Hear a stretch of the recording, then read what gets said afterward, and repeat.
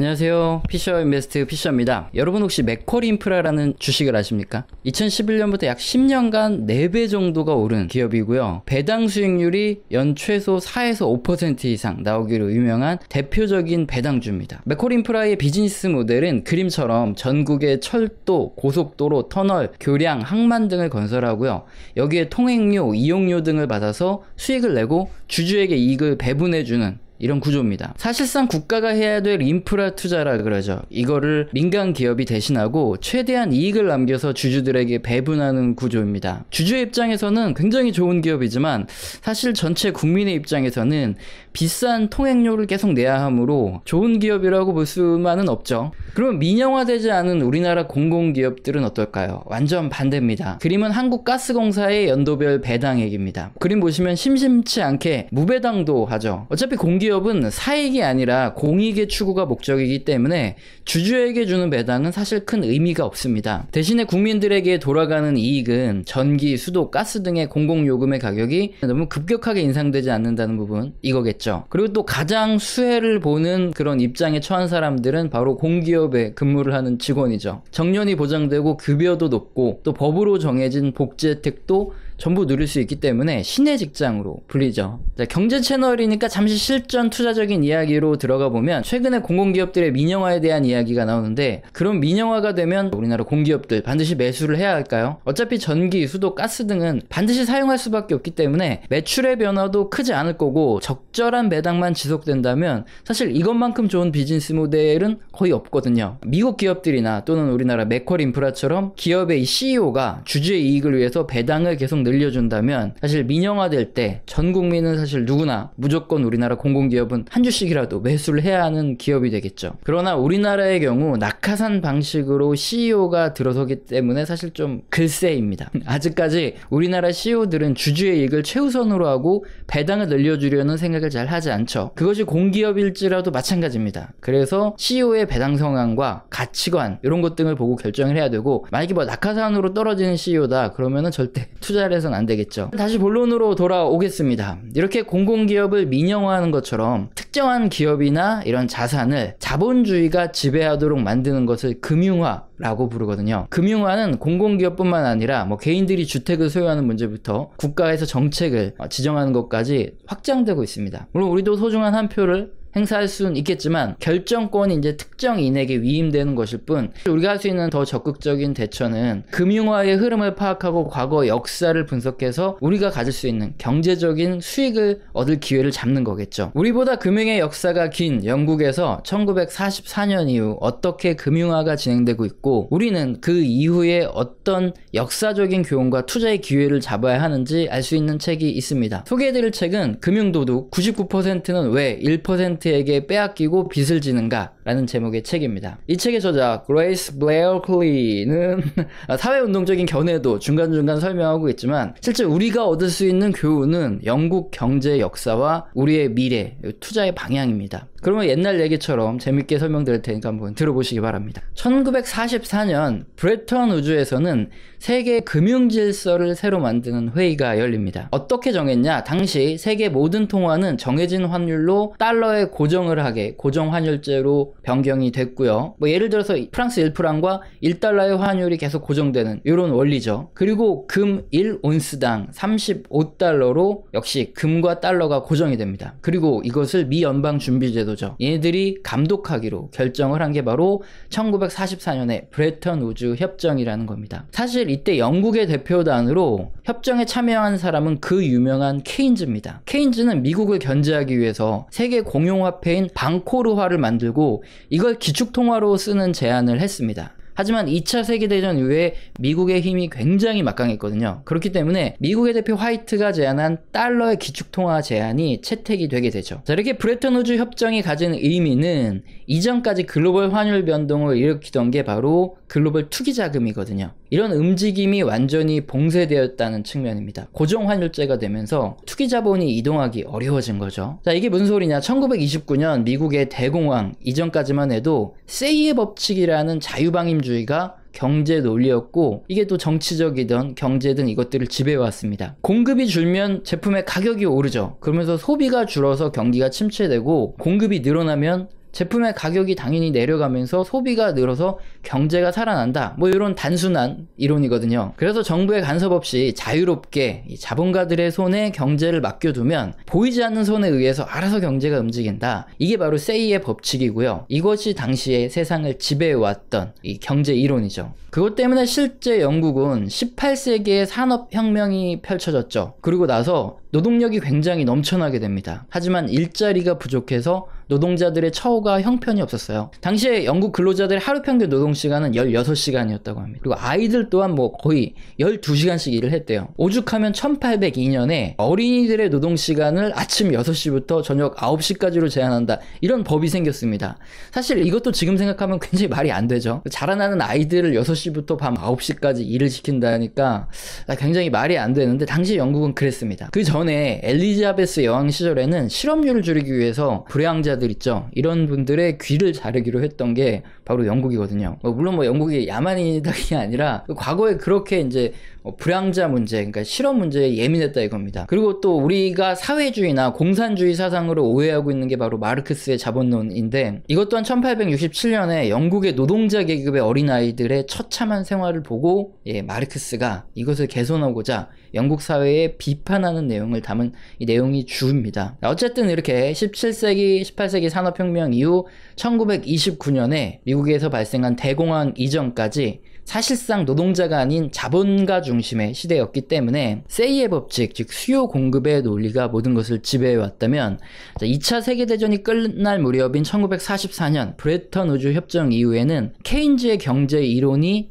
시작되었고 이제 자본가에서 근로자로 힘의 중심이 넘어온 시기라는 거죠. 대공황기 시기에 공급이 늘어나면은 당연히 제품 가격이 떨어지고 소비가 늘어날 줄 알았는데 오히려 기업들이 제품을 많이 생산했는데도 불구하고 소비는 늘어나지 않고 계속 경기 침체가 되면서 더 이상 세이의 이론은 통하지 않았던 거고 그때부터 이제 케인즈의 이론이 자리를 잡기 시작한 거죠. 맨 처음 예로 들어드린 맥쿼리 인프라의 경우 철도, 고속도로, 항만 등의 이런 공공재가 특정한 자본가들의 배당을 늘려주는 용도로 사용되는, 그러니까 1944년 브레턴 우주 이전에, 대공황 이전에 자본가의 시대를 생각하시면 이해가 쉽고요. 두 번째 예로 들어드렸던 국가가 통제하는 공기업의 경우가 그러니까 1944년 이후 경제 형태로 보시면 되겠죠. 그러면 이해가 좀 빨라지실 겁니다. 자, 이렇게 브레턴 우주 협정 이후에 금 1온스당 35달러로 달러의 가치가 고정되었다고 말씀드렸죠. 그리고 글로벌 환율도, 국가 간 환율도 고정 환율제가 됐습니다. 그러면서 인플레이션 가능성이 현저히 줄어들게 됩니다. 왜냐하면 감독기관인 미연준은 만약에 인플레이션이 발생할 경우에 미국의 달러 통화량이 증가를 하게 됩니다. 달러 통화량이 너무 증가하게 되면 금 1온스당 35달러를 교환해주기 위해서 금이 그만큼 많이 필요한데 상식적으로 금을 그렇게 빨리 가져올 수가 없죠. 따라서 달러의 금퇴화 능력에 위협을 받기 때문에 미연준은 즉각적으로 금리를 인상해서 인플레이션을 잡아버렸습니다. 그리고 1944년 이후에 자리를 잡은 케인즈의 정치, 경제 사상은 자본가들보다는 노동자들의 유효 소비가 중요한 경제 논리거든요. 노동자들의 소득이 늘어났고요. 권위가 굉장히 신장되는 결과를 가져왔습니다. 그래서 1950년부터 1979년까지 영국의 노동조합은 엄청나게 비대해졌고 권력도 상당히 커지게 됐죠. 이쯤에서 우리는 과연 자본과 노동자 어느 쪽의 힘이 더 강해져야 하는지 한번 생각해 볼 필요가 있습니다. 여러분이 생각하시기에 어느 쪽이 강해져야 될까요? 그럼 역사적인 사실을 통해서 그 결과 어떻게 되는지 알아보면 우선 자본가의 힘이 강해지면 17세기 말 산업혁명 이후부터 1929년 대공황 때까지 영국의 노동자들처럼 노동자들의 인권이 크게 떨어지고요. 과도한 노동시간에 시달려야 하죠. 이건 현대사회에서도 사실 마찬가지죠. 자본가는 기계화와 로봇을 원합니다. 그리고 최소한의 인력을 고용하길 원하죠. 하지만 노동자들은 어떻습니까? 지금 굉장히 많은 일자리가 필요한데 일자리가 부족해서 장기간 노동하고 급여는 줄어드는 이런 상황이 펼쳐질 수밖에 없죠. 그리고 이렇게 자본가의 힘이 강해진 그 결말은 어떻게 됐나요? 1929년 대공황이 펼쳐졌죠. 과도한 생산이 가능하지만 소비할 사람이 부족해지면서 경기가 침체에 빠졌던 겁니다. 그렇다면 다음으로 노동자의 힘이 강해지면 어떻게 될까요? 브레턴 우주의 협정 이후 앞으로 설명을 드릴 텐데 노동자들의 인권이 개선되고 노동자들의 임금이 올라갑니다. 그래서 중산층이 늘어나고요. 당연히 노동시간 또한 줄어들게 되겠죠. 이게 자유시장 경제보다는 정부의 정책이 중요해지면서 포퓰리즘에 따라 돈을 푸는 정책, 그 공약을 실행하는 정치인들이 힘을 받습니다. 됩니다. 그렇게 되면 역시나 자산의 가격이 급등을 하겠죠. 그 결과 조금 이따 설명드릴 하이퍼 인플레이션의 결말이 나타나고요. 그때 되면 또다시 자본의 힘이 강해지는 방향으로 국민들의 표심이 변화하면서 철의 여인 마가렛 대처가 당선이 돼서 총리가 되죠. 이처럼 영국의 과거 경제 역사에서 볼 수 있듯이 역사는 놀라울 정도로 유사하게 반복이 되고요. 사람들의 행동에 따라 생겨나는 경제 현상 또한 동일하게 반복이 됩니다. 상황이 약간씩 다르고 규모가 다를 뿐 본질적인 변화의 방향은 유사하다는 건데요. 우리는 이런 과거 다른 나라의 역사를 통해서 우리의 미래를 전망하고 어디에 투자를 해야 되고 미래를 예측할 수 있는 통찰력을 얻어야 된다는 거죠. 그럼 다시 영국의 경제 역사로 돌아가 보겠습니다. 앞서 설명드린 1944년 브레튼 우즈 협정, 그때부터 또 케인즈의 시대가 펼쳐지던 1955년 새로운 자본화가 시작이 됩니다. 영국의 달러를 예금하고 투자할 수 있는 유로달러 시장이 만들어진 건데요. 유로달러는 미 연방준비제도가 규제를 철저하게 가하고 있는 미국이 아닌 미국 밖에, 그러니까 영국 런던 은행에서 만들어진 달러 은행과 그 시장을 말합니다. 당시 미 연준은 근본 위제 하였기 때문에 달러의 공급에 대해서 엄격한 규제를 가하고 있었죠. 미 연준의 규제를 가할 수 없는 유로 달러 시장이 1955년에 시작이 되면서 국제 자본은 미 연준이 규제를 안 하니까 여기저기 국가로 옮겨다니면서 자산 가격의 상승, 이걸 일으키기 시작했습니다. 여기에는 물론 자본가뿐만 아니라 중산층으로 성장한 노동자들의 투자도 한몫을 했죠. 누구든 달러를 보유한 사람은 영국 런던 은행에 달러를 맡길 수 있고 투자도 할 수 있었으니까요. 그렇게 유로 달러 때문에 전쟁 이후 침체되었던 런던 은행가는 다시 활기를 찾게 되고요. 그리고 1964년에 통킹만 사건을 계기로 미국이 베트남전에 참전을 했고요. 그렇게 1973년까지 이어진 전쟁에서 미국은 막대한 전쟁 국채를 발행을 했고 달러를 찍어내게 됩니다. 그러면서 사실상 달러를 금으로 교환해주는 금퇴환이 불가능한 재정 상태에 이르죠. 미국 정부가 금을 보관하고 있는 곳은 포트녹스라는 미국의 켄터키주 연방금괴 저장소거든요. 이렇게 유럽 각국 은행은 미국의 재정 건전성이 의심이 되자 포트녹스로 몰려와서 대량의 달러를 금으로 교환해 줄 것을 요구했고요. 결국 닉슨 대통령은 1971년 더 이상 달러를 금으로 교환해 줄 수 없다 하면서 금퇴환을 중지하기 이릅니다. 당시 사람들은 달러의 가치가 크게 급락할 것으로 예상했으나 오히려 달러는 강세를 보이고요. 세계 기축통화로 사용되게 되죠. 이유는 이미 유로 달러를 포함해서 전 세계 시장에 달러를 기반으로 투자된 자산을 보유하는 자본가도 있고 또 중산층의 노동자 계층도 있었기 때문에 이런 사람이 상당히 많았죠. 근데 만약에 달러와의 가치가 급락해서 휴지 조각이 된다거나 이러면은 아무도 원하는 결과가 안 나타납니다. 이런 여러 가지 이유로 미국의 달러는 오히려 강세를 보였죠. 이제 미국 재무부는 1971년부터 더 이상 포트녹스의 달러를 교환해줄 금이 충분하지 않음에도 불구하고 충분한 척 연기를 할 필요가 없다는 걸 깨닫게 됐죠. 그때부터 달러의 발행량이 급격히 증가를 하게 됩니다. 어쨌든 1971년 닉슨의 금퇴환 중지 선언 이후에 자본의 급격한 팽창을 통제하던 근본위제가 폐지가 됐고요. 브레튼 우즈 협정은 이제 완전히 깨지게 되고 본격적인 자본가의 힘이 노동자보다 강해지는 이런 시대가 펼쳐지게 되는 거죠. 그뿐만 아니라 이렇게 자본이 세계시장으로 흘러 들어가는 거죠. 달러가 세계시장에 풀리면서 당시에는 영국보다 인건비가 저렴하고 노동 생산성이 높은 독일, 일본 등의 국가의 기업들과 영국 기업들이 본격적인 경쟁 상태에 놓이게 됩니다.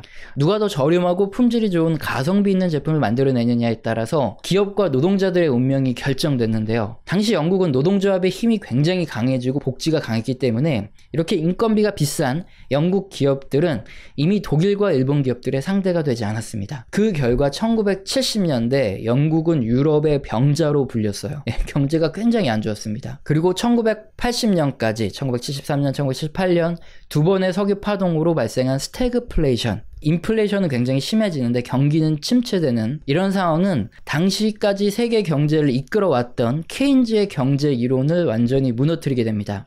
케인즈 학파의 경제 이론이 뭐였냐? 실업률과 인플레이션이 역외관계에 있음을 발견한 필립스 곡선을 근거로 하거든요. 이게 뭐냐면은 실업률이 낮으면 낮을수록 인플레이션이 높아지더라. 즉 경제가 좋아지니까 정부에서 최대한 재정을 풀어서 실업률을 낮추면 경제가 성장한다 이겁니다. 그리고 이 노동자들의 유효 수요가 공급을 이끄는 유효 수요 이론으로 경제를 설명하고 있었죠. 정치 정당은 논리적인 정치 사상이 필요하죠. 그런데 경제 이론은 이런 정치 사상의 정책적 토대가 됩니다. 그래서 경제학자들을 정치권에 끌어들이죠. 그리고 다수의 호응을 얻는 경제 논리가 그 시대를 지배할 수밖에 없는 게 바로 경제와 정치의 논리입니다. 그렇게 1929년 대공황 이후 1980년대까지 대부분의 국가 정부는 실업률을 낮추기 위해서 국가의 재정을 확대해야 해서 수요를 늘어나는 이런 논리를 계속 따르고 있었고 이게 먹혀 들어가고 있었던 거죠. 그러나 1973년 4차 중동전쟁 발발 후 페르시아만의 6개국의 산유국들이 유가 상승을 목적으로 석유의 생산량을 감소시키면서 1차 석유 파동이 발생합니다. 이렇게 유가가 오르면 원자재 가격이 상승하는 거의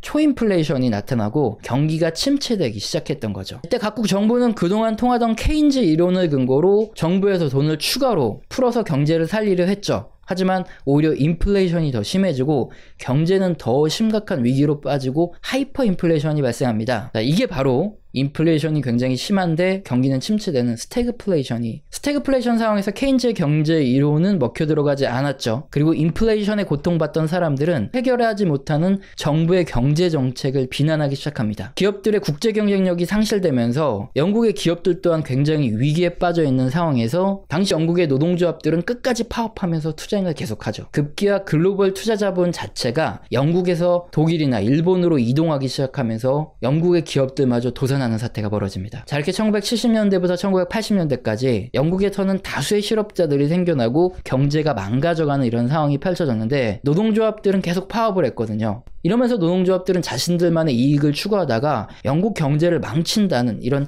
사회적 분위기가 팽배해 있었던 게 그 당시 영국의 상황입니다. 그래서 1978년부터 1979년 이렇게 시대가 변하기 전을 불만의 겨울이라고 부릅니다. 이렇게 1970년부터 1980년대 발생한 스태그플레이션의 결과 마르크스주의와 케인지안의 경제 논리를 주장하던 정치인들이 국민들의 지탄을 받으며 물러났고요. 영국에서 마가릿 힐더 대처가 1979년부터 총리가 됩니다. 이 책의 저자는 이때부터 본격적으로 자본화의 시대가 왔다고 평가를 하는데요. 노동자보다 경제적 효율을 따지는 이런 자본주의 시대가 펼쳐졌다. 본격적으로 나타났다 이거죠. 대처 총리가 집권하고 곧바로 영국 정부는 긴축에 들어갔거든요. 그림처럼 기준금리를 약 17%로 인상하면서 인플레이션과 전쟁을 선언합니다. 그리고 보수정당답게 케인즈 정부 시절과 정반대의 정부 정책을 펼치는데요. 소득세를 비롯해서 특별소비세 등 세금을 인하했고요. 작은 정부를 선언합니다. 그 결과 경제가 성장하고 인플레이션이 실제 잡혔죠. 본격적인 국가의 자본화가 그때 시작된 거고 기업들 또한 굉장히 빠른 자본화가 이루어집니다. 그때부터 영국 기업들은 수익성 향상과 주주의 이익 증대가 가장 중요한 가치가 되었습니다. 대처 총리 또한 이것을 장려했고요. 영국으로부터 이탈되는 투자 자본을 다시 끌어들이기 위한 방편이었죠. 주주에 대한 배당이 증가한 것도 이때부터인데요. 기업의 경쟁력 강화라는 측면에서 고용 인원을 축소를 했고 인수합병도 추진을 합니다. 그렇게 되면서 물론 반대급부로 노동자들에게 돌아가는 임금은 줄어들게 됐고요. 주주에게는 유리하지만 고용자들에게는 불리한 방향으로 기업들이 변화를 했죠. 물론 이 책의 저자분은 약간 부정적으로 표현을 하기도 하지만 사실 당시 영국의 상황이 그래였다는 점도 계속 말하고 있습니다. 1980년대 이전 과도한 복지와 노동조합의 파업이 영국에서 너무 심했거든요. 그래서 영국 기업들의 경쟁력이 크게 낮아졌고 도산이 계속됐는데 혹자들은 이를 당시 영국병이라고 비하해서 부르기도 합니다. 책의 저자가 언급한 것처럼 기업의 자본화라는 것이 현재까지 너무 오랜 시간 유지가 됐거든요. 그러면서 자본가와 노동자들의 빈부격차 문제가 심각해진 부분, 이 부분은 저도 확실히 동의를 합니다. 반면에 대처 총리의 경우에는 탄광 노조를 너무 무력으로 과도한 탄압을 했던 문제, 그리고 또 역시나 과도하게 복지 예산을 삭감했던 문제, 애기들의 우유를 안 줬던 이런 문제 같은 거는 굉장히 큰 비난을 받고 있습니다. 그리고 금융도둑, 이 책에서는 금융화가 가계 그리고 국가로 진행되는 상황, 그러니까 부동산의 문제부터 국가 정책적인 문제, 그리고 금융위기, 그리고 버블 이후의 경제 문제까지 아주 자세하게 설명을 해주고 있는데요. 사실 여기서 다 설명을 드리고 싶은데, 자, 그러면은 혹시 이 책도 사보시는 분도 적을 수도 있고, 또 이 책을 읽으면서 좀 재미가 떨어질 수도 있기 때문에 여기까지만 좀 설명을 드릴 수밖에 없는데, 저 같은 경우에는 이렇게 경제 역사를 설명한 책을 상당히 좋아합니다. 미래를 바라볼 수 있는 통찰은 결국 과거를 돌아볼 때 나오기 때문인데요. 주변에 보면 항상 또 이번은 다르다 하면서 꼭 위기 때마다 주식을 최저점에 매도하고, 그리고 경제가 한창 좋을 때 고점에서 꼭 매수를 하고 고점 매수, 저점 매도를 반복하는 사람들이 있어요. 이런 사람들은 대부분 역사를 제대로 공부하지 않고 미래를 전망하기 때문인 경우가 많습니다. 과거의 경제의 역사를 살펴보면서 미래가 어떻게 될까 이거를 알 수 있는 건데요. 책과 같은 경우에 출판사 담당자분하고도 얘기를 했는데 단순하게 뭐 노동자 계급을 위한 사회운동적인 책으로서만의 가치로 본다면 얻을 것은 절반도 안 될 수밖에 없습니다. 왜냐하면 이 책의 저자는 영국의 경제 역사를 굉장히 자세하게 설명을 하고 있거든요. 이것이 정치와 맞물려서 어떤 결과를 가져왔는지 이렇게 생생히 읽는다면 금태환 중지선언 이후에 달러 유동성이 급격히 확대되고 석유 파동으로 인플레이션이 심각해졌던 게 바로 1971년 이 역사가 생생하게 기록이 되어 있는데 지금의 상황과 비교를 해보면 우리에게 앞으로 어떤 일들이 일어날지 전망을 해보고 통찰력을 얻을 수 있겠죠. 오늘 영상도 마음에 드셨다면 구독과 좋아요는 꼭 눌러주시고요. 지속적으로 시청 부탁드립니다. 감사합니다.